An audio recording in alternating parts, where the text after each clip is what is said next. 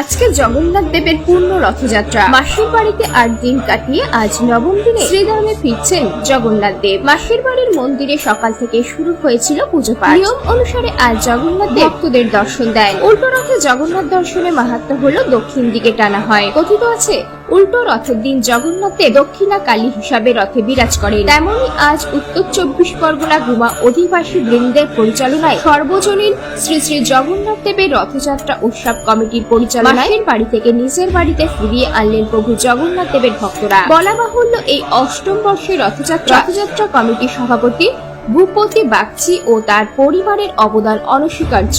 এবছরে এই রথযাত্রা অষ্টম বর্ষে পড়ল। এবছর মাসির বাড়ি থেকে নিজের বাড়িতে ফেরা ছিল হাজার হাজার মানুষের ভিড়। রথের এই শোভাযাত্রায় সুন্দর ও সুষ্ঠুভাবে পায়ে পা মিলিয়ে হাজার হাজার জগন্নাথ ভক্তরা মাসির বাড়ি থেকে শোভাযাত্রা সহকারে প্রভু জগন্নাথ দেবকে নিয়ে এলেন নিজ ধামে। আজকে প্রভু জগন্নাথ দেবকে মাসির বাড়ি থেকে নিজের বাড়িতে প্রত্যাবর্তন নিয়ে রথ কমিটির সভাপতি ভূপতি বাগচি ও এক ভক্ত কি বলছেন শুনে নেব। কিছু বলবার অপেক্ষা রাখে না। জগন্নাথ দেব খুব খোশ মেজাজে খুব সুন্দর আবহাওয়ার মধ্যে দিয়ে হাজার হাজার মানুষকে সাথে নিয়ে তিনি আজ নিজের বাড়িতে ফিরেছেন।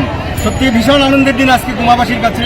এবং যতদিন আমরা রথযাত্রা শুরু করেছি সব থেকে বেশি লোক আজকের অনুষ্ঠানে হয়েছে। আপনি নিজেই দেখেছেন নিজের চোখে, আপনি বোধহয় ড্রোন থেকেও ক্যামেরা তুলেছি, ফটো তুলেছিলেন, কত হাজার লোক এখানে উপস্থিত হয়েছে। সত্যি করে ভীষণ ভালো লাগছে আজকের দিনটা।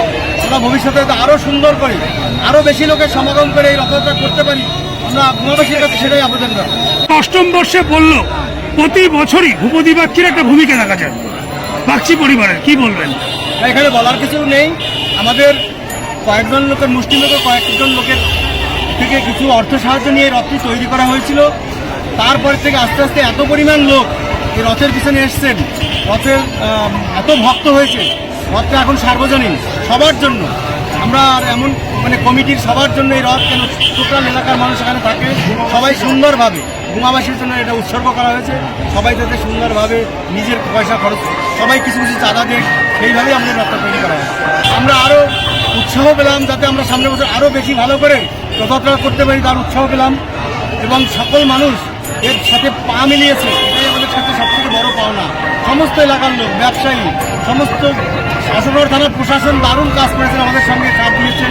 সমস্ত রাস্তাগুলো আমাদের সঙ্গে সাথ দিয়ে রাস্তা পরিষ্কার করেছেন, ট্রাফিক কন্ট্রোল করেছেন। সত্যি করে আমরা ভীষণ আনন্দিত তার জন্য। একটাই কথা বলবো, বাবা জগন্নাথের কাছে আমি একটাই কথা বলবো, সবাইকে ভালো রাখুন, দেশে শান্তি আসুক, সনাতনীরা ভালো থাকুক, প্রতি বছর তার রথ যেন আমরা করতে পারি সেই সুযোগ যেন আমাদের করে দেন, এটাই আমাদের জগন্নাথ দেবের কাছে পাওনা। আপনার নাম আর পরিচয়? ভূপতি বাগচি, রথ কমিটির সভাপতি।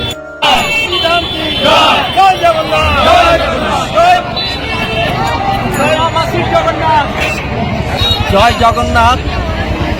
শ্রী ভগবান আজকে এবং গত সপ্তাহ থেকে তিনি আমাদের মাঝে নেমে এসেছেন এবং সবচেয়ে বড় কথা তিনি আমাদের হাতে হাত ধরে পথ পরিক্রমা করছেন। বছরে এই একটা সুবর্ণ সুযোগ আমরা পাই।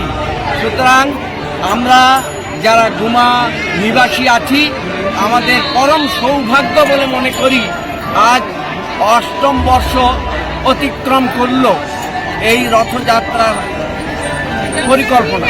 তো আমরা আশা করি আগামী দিনে মহাপ্রভু শ্রী শ্রী জগন্নাথ দেব তিনি তার ভাই বোনদের সঙ্গে নিয়ে এবং আমাদের এই অধিবাসীদের সঙ্গে নিয়ে আবার অনন্তের পথে আমরা পথ পরিক্রমা করব। মহাকালের প্রতীক এই আমাদের রথ। রথ কখনো গাড়ি নয়, রথকে গাড়ি বলে ভাববেন না। মহাকালের যে পথ পরিক্রমা তার প্রতীক হলো রথ। অনন্তের পথে আমরা ঈশ্বরের সঙ্গে হাতে হাত মিলিয়ে চলব আগামী দিনে জন্মান্তর ধরে। এই প্রার্থনা আমরা প্রভু জগন্নাথ দেবের কাছে প্রার্থনা করি। জয় জগন্নাথ। সংবাদ প্রবাহ।